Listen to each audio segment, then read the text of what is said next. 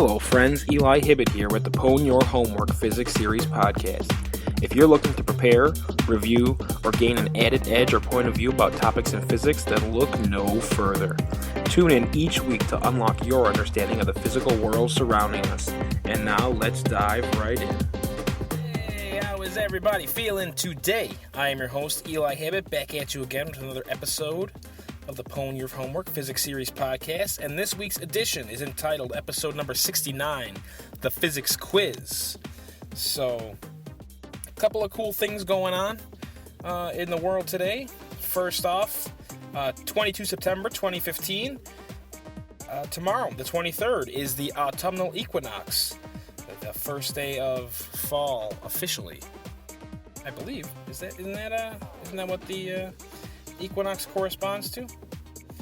But so that's the fall equinox, and equinoxes are opposite on either side of the equator. So for our friends in the southern hemisphere, it's actually the first day of spring. But equinox meaning equal day and night, not exactly. On the two equinoxes every year, the sun shines directly on the equator, and the length of the day and night is nearly equal, but not exactly. And if you are not on the equator, it's not even really close, but good enough. So equinox it is, and this is called an astronomical season, so it's the first day of fall of the astronomical season. So there you go, happy autumnal equinox, one day early. And in terms of astronomy, let's check out the old moon app. We have 65% illumination, waxing gibbous, en route to our full moon, which is coming up in 5 days. So today is Tuesday. So we're going to have it on Sunday, Saturday or Sunday, depending on what he considers 5 days on this app. Very cool app, though. And next new moon is coming in 20 days. So stay tuned for more moon action. So that's what's going on up in the sky. Here on Earth, I have an excellent little quote of the day for you. I retweeted from at Science Porn, which is one of my new favorite Twitter feeds. So much great stuff there. And this is a quote from Bill Nye, where he says, "Everyone you will ever meet knows something that you don't," which is great advice for life in general, but certainly for the budding young physics student, because you never know where that answer for the next homework question is going to come from, the one that's stumping you. So ask anybody and ask everybody. They'll always give you some little tidbit of information that you didn't know before. So there we go. And so let's dig into the meat of the podcast here, the physics quiz. So I am in quiz mode. Last week we did a pop quiz, and I was hanging out on Thursday night, and I was like, I'm going to try to do Physics Phrydays again. I stopped with the Elegant Universe, but I'm going to start that up again. I'm going to reread Chapter 3, and we're going to start going into it. But I thought I would kind of ease into it, and I found this quiz on BuzzFeed.com. And it's 10 questions that you should know if you're a physics graduate. And so I took it unprepared live, went through it, and threw it up as a Physics Friday video. So check out the blog, PWN, for that.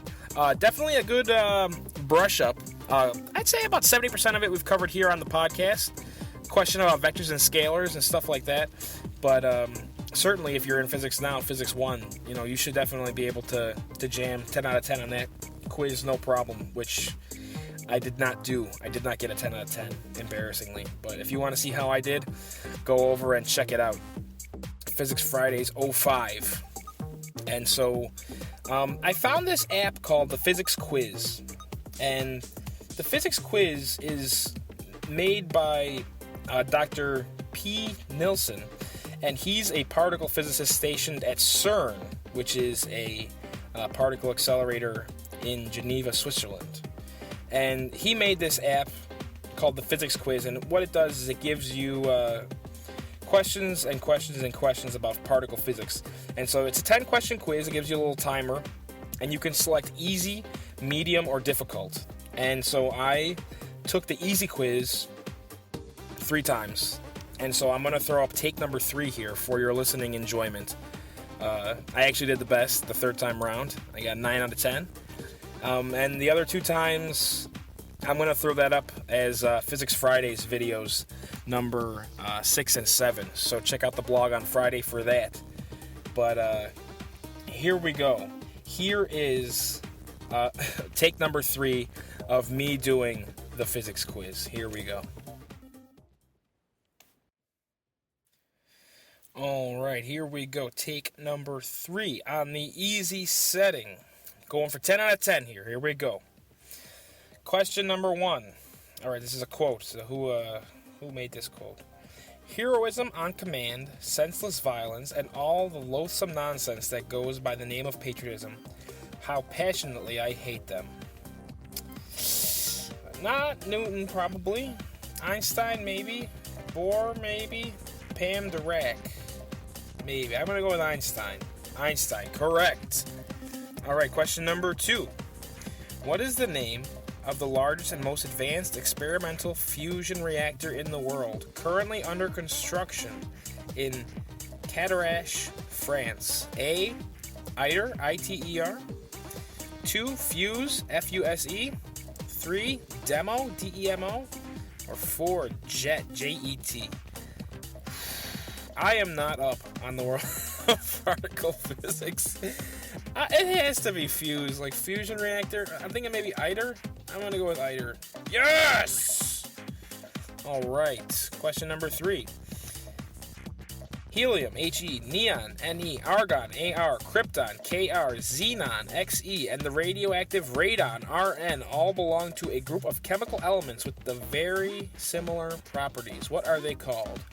Noble gases, neutral gases, nuclear gases, or neutron gases? These are inert gases, aka noble gases. So the answer is A, noble gases. Correct. All right. Which of the following scientific terms can be associated with CERN, C-E-R-N? This is a scientific laboratory. A, detector. C, an accelerator. D, particle physics, or B, which I'm going to backtrack to here, all of them. I'm going to say all of them. It's definitely accelerator, for sure. Particle physics, we're studying there, and we're going to detect things with detectors, so all of them. Great. All right, question number 5. Oh, geez, here we go. How many protons are there in a beryllium atom? 1, 2, 3, or 4? Got helium. And then you have hydrogen, you have helium. Lithium. Is beryllium next? Yes, it has to be beryllium. All right, 4. 4 protons in a beryllium atom. Yes! All right. Question number 6. Which of the following particles do you usually not find in an atom? Proton, electron, neutrino, or neutron? So, atom is a proton and neutron nucleus with electrons orbiting. And a neutrino was originally named because it's a little neutron. They thought it had no charge. And so they're like, oh, a little neutron, but it's not typically part of an atom. So I'm going to say C, neutrino. Correct.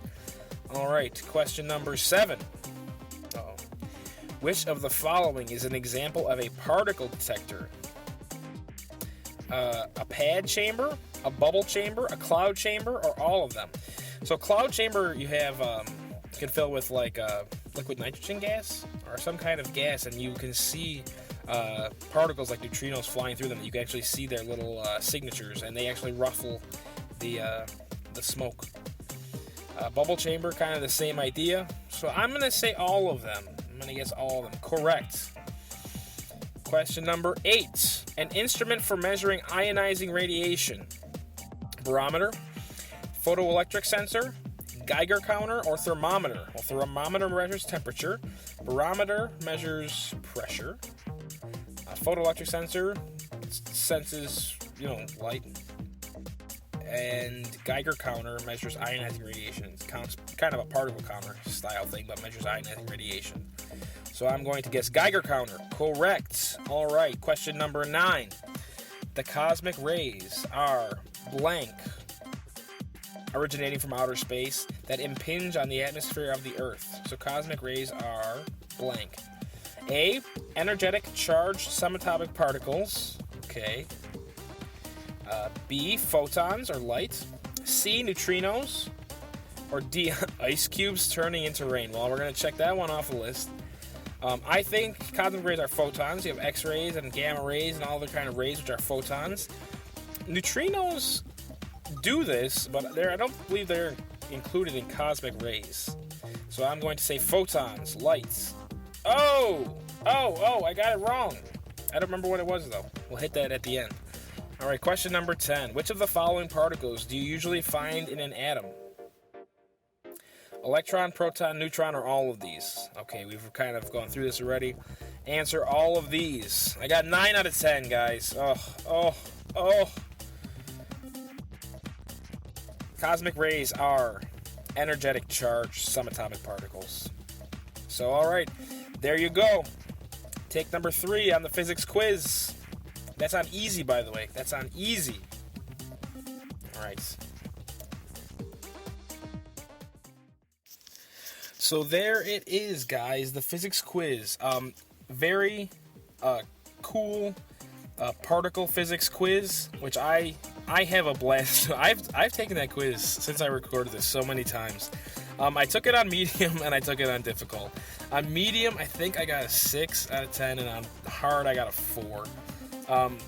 Not easy at all. Like, you really have to know your stuff when you go beyond the easy setting, but very cool. It's 99 cents in the App Store. I'll throw up a link in the on the blog, pwnyOurhw.blogspot.com, and also on the Twitter, PWN Physics. This guy, Dr. P. Nilsson, if you want to shout him out, go over to twitter.com/thephysicsquiz, and he's there for all the adulation you want to throw at him. Let him know that Eli over at the Pwn Your Homework Physics Series podcast sent you. So I hope he digs the shout out. And yeah, I think, this is one of those things, like, if you're sort of passively into particle physics, you will learn a lot by taking the quiz, and it also kind of keeps you just in the zone of physics, in your off hours. If you can kind of do things that are entertaining to keep your interest in physics alive and not really 100% unplug during the semester, I think that's the best way. And especially if you're passionate about physics, it's not really work, it's fun, and you can do it with your friends. You can kind of integrate it into some sort of game, see how everybody does, and it's a good time. I did it with my friend. We were out at dinner and we were just yakking, and I was like, hey, I'm gonna throw a 10 question particle physics quiz at you. And he is by no means a particle physics expert, but he did pretty well. And so it's one of those things, they may throw a trivia question at you here or there on one of your tests coming up, and you should be able to slam dunk it. So, physics quiz, Twitter at the physics quiz, and yeah, if you want to hear 2 other go-throughs of it from me, and maybe even take it alongside, head over to pwnyOurhw.blogspot.com for bonus content on the YouTube channel. And also check out the other 10 question quiz that I had up there from last week that are... I believe 2 of the questions are particle physics. So it's particle physics mode over here on the podcast. So, yeah, just trying to keep everybody motivated and in the zone. So there we go. A little bit of particle physics action, which we haven't covered too much of on the podcast yet, but I think we'll be getting to it soon. So, all right, that's it for this week, guys. Until next time, stay frosty, stay in the zone, and I'll catch you next time. Take care.